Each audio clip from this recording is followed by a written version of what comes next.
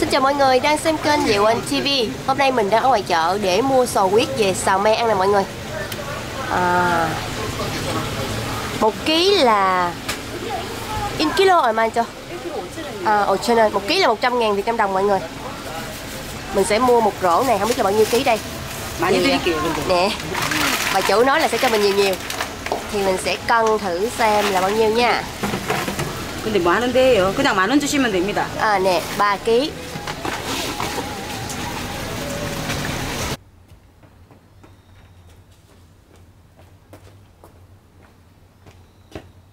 Xin chào mọi người đang xem kênh Diệu Anh TV. Hôm nay Tiên sẽ làm món sò huyết xào me cho ba mình ăn thử. Sò huyết bự chà bá xay cụ. Mình nghĩ là ông sẽ ăn rất ngon. Đầu tiên là mình sẽ đổ sò huyết vô đây để mình rửa lại cho nó sạch. Vì sò huyết này khi bán người ta cũng đã ngâm trong nước rồi, cho nên nó cũng đã khá sạch. Mình chỉ cần rửa sơ qua thôi là ok. Để cho chắc á, thì Tiên sẽ dùng bàn chải để sạc cái vỏ của nó cho sạch. Wow, cái vỏ cũng khá là dơ á mọi người ơi. Tại vì mình xào me mà.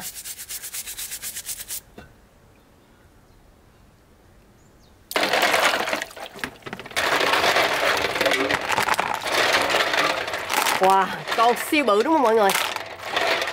Rất là to luôn.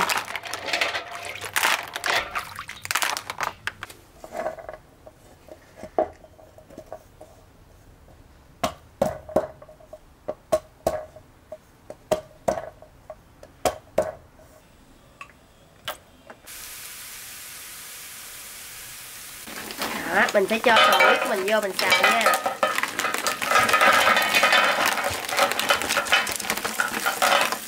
Nặng như đá.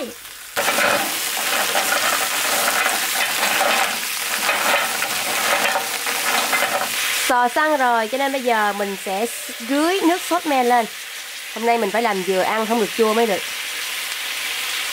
Tạm thời là như đó đi ha. Một chút xíu đường, một chút xíu muối, một chút xíu nước mắm nêm và một ít bột ớt nha. Sau đó mình sẽ đảo đều nó sơ qua một quận.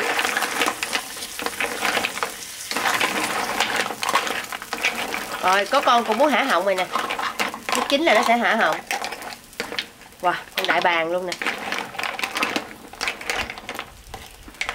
Mình sẽ đậy nắp lại và rim ở đây một vài phút cho nó thấm gia vị.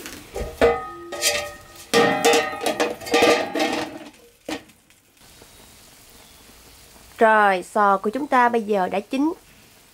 Ngon quá.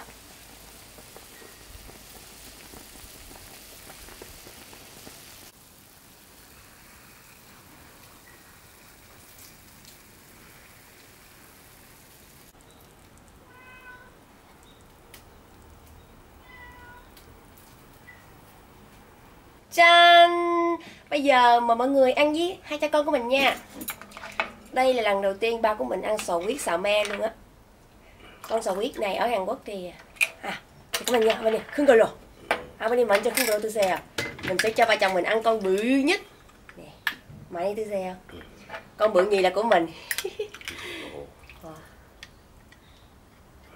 Sò huyết này á, nè mọi người coi nè, bự lắm. Ở Hàn Quốc này có hai loại, sò nhỏ và sò bự. Sò bự là loại mình đang ăn, còn sò nhỏ là cái loại giống như bên Việt Nam vậy đó. Thì cái loại đó thì mình chấm với muối tiêu chanh nha mọi người, ngon quá, nếm nước miếng luôn. Loại nhỏ thì người ta sẽ luộc lên và phết gia vị và người ta ăn với cơm. Còn loại bự này người ta ăn sống không à. Nhưng mà ba của mình do là đang bị bệnh ung thư không ăn sống được, cho nên là mình sẽ sốt me cho ba ăn. Và sốt me cũng là một món phổ biến ở Việt Nam, cho nên là mình muốn ông ăn thử. Như lần trước ông ăn cái gì sốt me nè, hột vịt lộn, hột gà sốt me lộn. Hột gà lộn sốt me rất là ngon rồi đúng không? Cái còi của nó như con gà vậy đó, tắt cho rồi, tắt như màu gà vậy đó.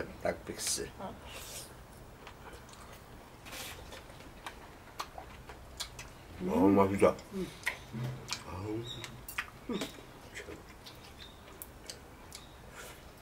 짜니까 안 찍어도 돼요.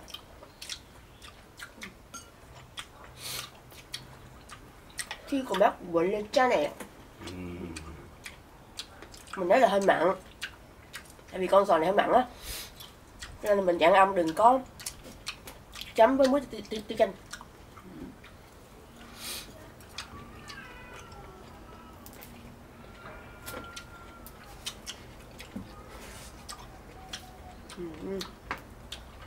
Mình sẽ ăn kèm rau răm.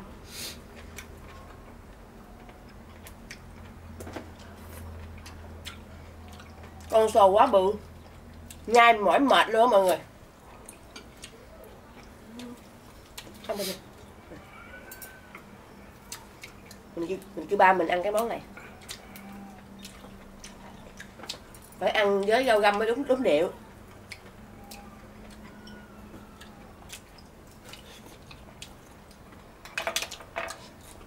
Trời ơi, bự quá ăn cũng nhai cũng mệt nữa.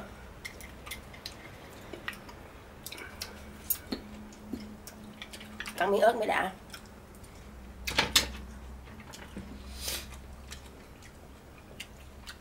Hàng chi nãy giờ thấy thiếu gì á, thì ra là ớt. Sò huyết này rất là nhiều dinh dưỡng nha mọi người, đặc biệt là những người vừa mới bệnh hoặc là những người già yếu. Như hôm qua là mình mới bị cảm á, vẫn còn đang nghẹt mũi nè, cái giọng hơi khác nè. Mình ăn sò huyết này để bồi bổ. Ba của mình thì bệnh già để sức khỏe.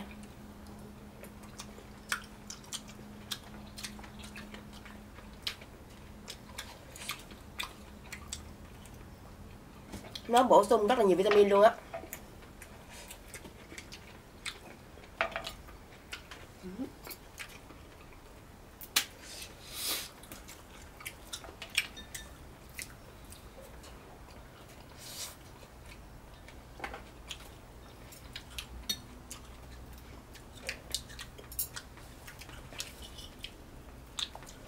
Ba mình khi ăn sao không nói gì ta? 아버님 말씀이 없어요? 아, 맛있게 먹는다고. 말할 기회가 없어요. Ba mình nói ăn ngon quá, không biết nói gì luôn. 물어보세요. 물어보겠어요. 아, 이건 생각 때는 네. 피가 나요. 아, 피가 나고. 삶으면은 쪽에 식을 되고. 영양가가 굉장히 높아요. 네, 맞아요.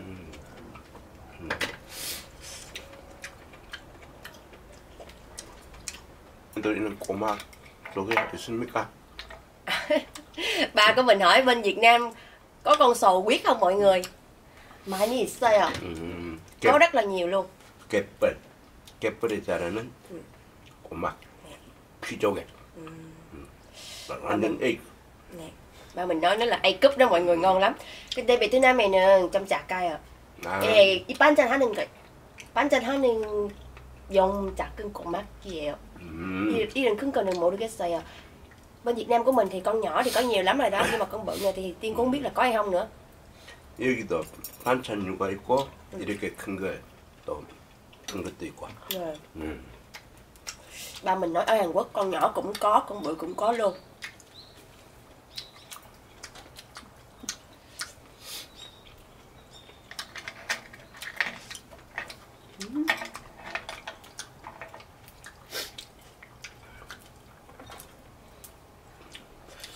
겨울 되면은 이게 엄청 커요.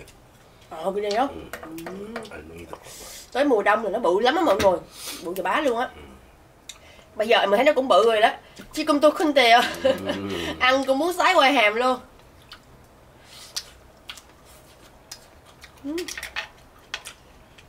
Mà có điều nó hơi mặn á, mà lúc nãy Tiên có bỏ muối nữa, cho nên là nó hơi mặn, chứ vừa ăn luôn, mình không cần phải chấm muối tiêu chanh nữa, vừa ăn luôn.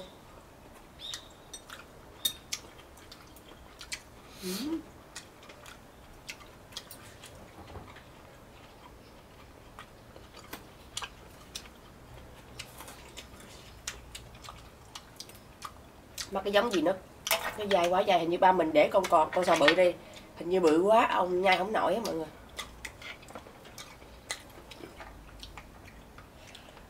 Con sò huyết này nó có rất là nhiều dinh dưỡng luôn, đạm, magie, kẽm, protein, omega 3 rồi. rất là tốt cho sức khỏe luôn. Đặc biệt là tác dụng chữa bệnh nữa đó, khi mình nấu kết hợp với các loại thảo dược á, thì nó là một cái thuốc để chữa bệnh.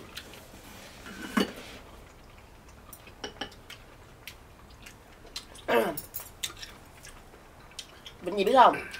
Cao huyết áp nè, mỡ trong máu nè, bởi gì? Suy nhược cơ thể, cao huyết áp. 진짜 맛있어. Ba mình sẽ ngon.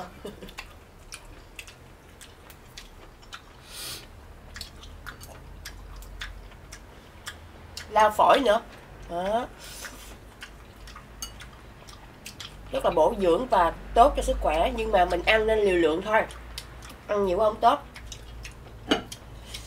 Cái thứ hai nữa là mình muốn có tác dụng chữa bệnh gì á thì mình phải nấu với thảo dược và cách nấu riêng, chứ không phải là xào men nhiều ăn. Xào men nhiều ăn thì chỉ bổ sung dinh dưỡng thôi. Và do là trong con sò nó có chất retinol á, rất là không tốt cho phụ nữ đang mang bầu và sau khi sinh, cho nên là hạn chế ăn. Và nó cũng khó tiêu nữa, cho nên là tránh cho trẻ nhỏ ăn. Với lại nó sống ở bùn đất á, nó dơ lắm, dung sáng đồ, con này con kia nhiều lắm. Các bạn ăn mình phải rửa sạch và nấu chín thật kỹ em mới ăn được. Nhưng mà con này ở Hàn Quốc là người ta chỉ ăn sống luôn, cạy ra rồi ăn sống luôn á, không cần nấu chín, mặc kệ là dung sáng gì các kiểu. Ở Hàn Quốc là con gì nhúc nhích là cứ ăn sống. Trời ơi, ăn mấy con mà no ngang mọi người tin không? Mua cái này có 3 kg thôi đó nha, 3 kg mới đầu đó bụng. Nghĩ trong bụng rồi trời ơi, mua có 3 kg sợ ăn không đủ. Mà nãy giờ với mấy con mà nó no luôn rồi nè. 1 kg 100.000. Mà mình mua 3 kg này bà lấy mình có 200 à. Tại vì bà nói là bán hết rồi, còn mấy con cuối cùng mà, cho nên là để rẻ luôn. Cho nên là một sò bự và bán gì xay cụ luôn, có 200.000 à. Ở Việt Nam mình không biết giờ sò huyết nhiêu ký ha.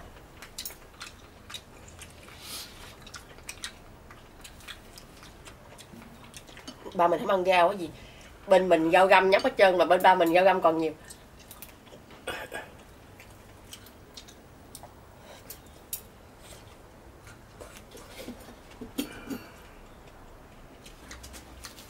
Ăn no kiểu này quá không biết ngồi ăn 3 bánh ú này nổi không nữa. Ý lộn, bánh lá dừa. Hôm nay là mình sẽ cho ba mình ăn cái món lá dừa đặc biệt của miền Tây luôn. Lấy con dâu Việt Nam, bởi vậy được ăn nhiều món ngon độc lạ. Giờ ba mình uống nước dừa nè, vì ăn hải sản nó hơi bị khát nước chứ nó hơi mặn đó. Mình uống nước dừa. Khụi không ra luôn ba ơi. Em chấm tả cho xe. Bên em chấm tả cho xe. Khụi không ra mọi người ơi.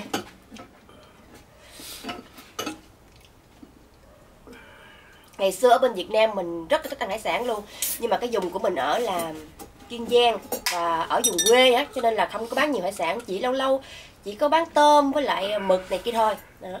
Thì sò huyết cũng có bán, nhưng mà người ta chạy những chiếc vỏ đó, vỏ bự á mọi người, thì người ta bán. Ai mua sò lông sò huyết không 10.000 3 kg thì sao đó quên, lâu quá quên rồi. Mà bà ngoại của mình là người không thích ăn hải sản, bà dị ứng với hải sản, cá biển rồi nè, làm sao người ta nè, cho nên là bà không ít khi nào mà mua hải sản ăn lắm.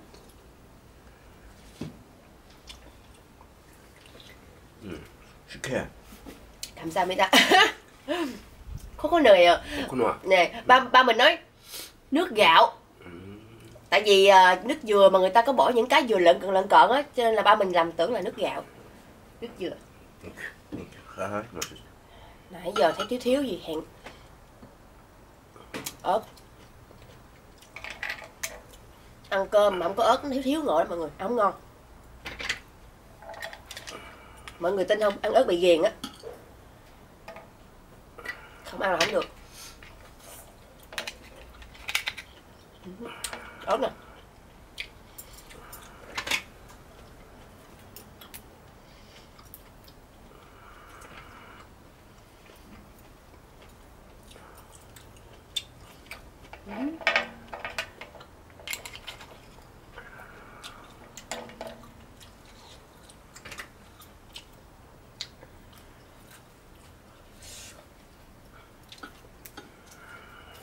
mấy anh chồng của chúng ta không biết tại sao mà nhiều ông thích ăn sò huyết ở ngoài.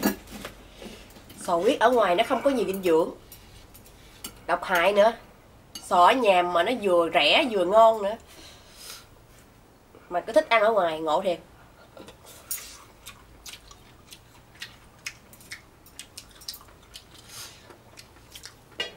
Hãy ăn sò huyết ở nhà, vừa ngon vừa rẻ, lại là so free, miễn phí mà mọi người. Mua một lần thôi, ăn cả đời. Trời ơi, mình ăn rau răm kinh hồn thì chứ. Hôm bữa không biết ăn cái món hột gạo cà lộn với rau răm này ngon quá. Rồi nói thì sao lung tung không biết. Mọi người hiểu lầm, tưởng mình có bầu. Không phải có bầu mọi người ơi, Tiên nghỉ đẻ rồi. Trời ơi, 2 đứa nuôi thấy bà nội đâu đẻ nữa. Thật ra là Tiên nói ý như là mình mà có bầu thì ăn không tốt, ăn nhiều rau răm không tốt chẳng hạn, hoặc thịt lộn mình nó sát xanh rồi vậy đó. Chứ Tiên không có đẻ nữa đâu, mọi người yên tâm đi. Mới gửi Hà vô đi nhà trẻ mừng muốn chết luôn.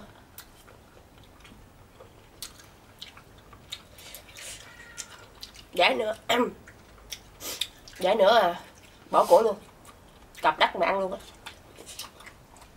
Bên này nuôi con tốn tiền lắm mọi người ơi. Dù đi học không tốn tiền nhưng mà tiền mình phải cho nó đi học thêm. Như Thành thôi bây giờ 1 tháng là gần 10 triệu tiền học thêm á. Chút xíu thì thôi đó, chưa vô tiểu học nữa nha. Học mỹ thuật nè, học chữ ở nhà nè, học toán nè, học lắp ghép logo nè, rồi học lắp ghép logo là 2 loại luôn. Một loại là ở nhà và ở trường nữa, tại vì là nó thích lắp logo lắm, cho nên là mình muốn cho nó phát triển trí não, với lại nó thích gì thì mình cho nó học đó vậy đó.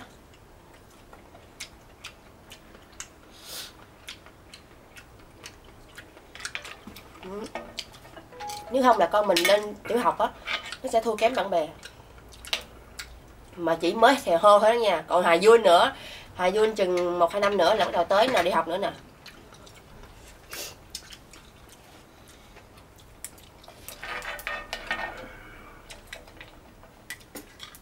Cho nên ở Hàn Quốc này người ta nói đẻ không tốn tiền, tại vì từ khi có bầu là nhà nước đã cho mình một cái thẻ 500.000 won, trong đó tương đương khoảng 450 đô để mình khám thai miễn phí đó.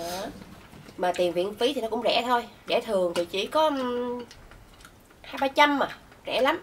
Mà nếu như trong cái thẻ đó vẫn còn tiền á thì mình vẫn có thể thanh toán viện phí được. Rồi đi học không tốn tiền, và mỗi tháng được cho mấy trăm ngàn tiền tã sữa nữa để hỗ trợ nuôi bé nữa. Nhưng mà vẫn không đủ đâu mọi người ơi. Nếu mình muốn con mình không thua thiệt bạn bè.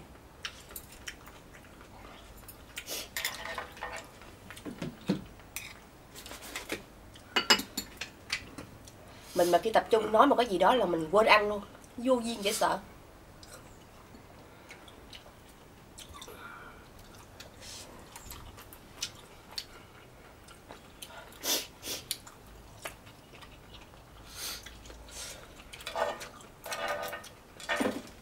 Bây giờ hai cha con mình sẽ ăn bánh lá dừa, còn lại 6 con sò huyết. Ăn hết nổi mọi người ơi. Wow, thiệt tình ăn hết nổi, quá no luôn. Còn vợ Long lại nó kiếm ăn.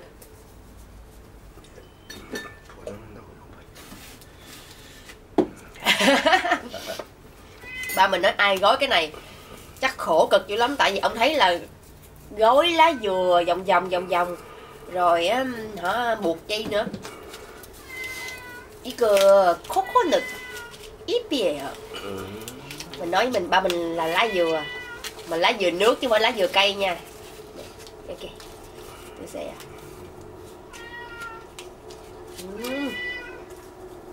ngon quá, nhưng chuối. 잘 먹겠습니다. 어때요? 아, 굉장히 맛있어요. 진짜 맛있어요. Ba mình hỏi cái gì cũng ngon hết trơn á.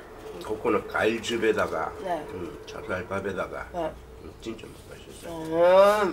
Phân tích nữa, đúng rồi. Nếp, nước cốt dừa, đậu nữa, phát đi xài khùng. Nhưng mà cái này á còn nấm ăn mới ngon, nó hơi nguội à. Bởi vì là bị sống quay chừng 2 phút là ngon luôn. Mà bao của mình á tánh ông rất là tiết kiệm, không có muốn sử dụng cái gì mà hiện đại với tốn tiền nhiều và tiết kiệm điện nữa.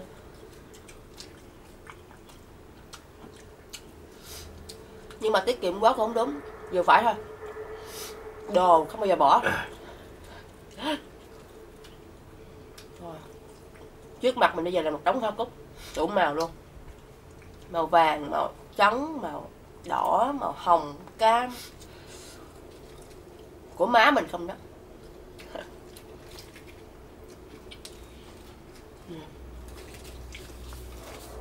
Mình thích ăn bánh lá dừa mà nhân chuối không à.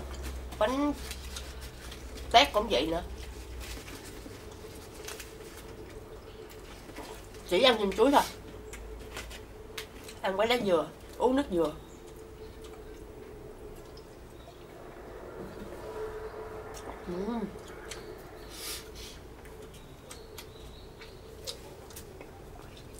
Thôi hôm nay mình quay tới đây thôi. Cảm ơn mọi người đã xem video của Tiên. Nói thiệt nghe, nhiều khi mình ăn bây giờ xong mà tối mình coi lại mình thèm mọi người, mặc dù mình đã ăn rồi á. Cho nên mình nghĩ là mọi người cũng rất là sẽ thèm lắm. Thì đây là một phương pháp tăng cân hiệu quả. Và những người nào chán ăn, lười ăn, biếng ăn thì có thể xem video này để cảm thấy ngon miệng, tăng động lực khi ăn uống. Một lần nữa cảm ơn mọi người đã xem video và đăng ký, nhấn chuông, like và comment là một nguồn động lực rất là to lớn cho kênh Diệu Quang TV. Tạm biệt mọi người. 안녕. 사랑합니다.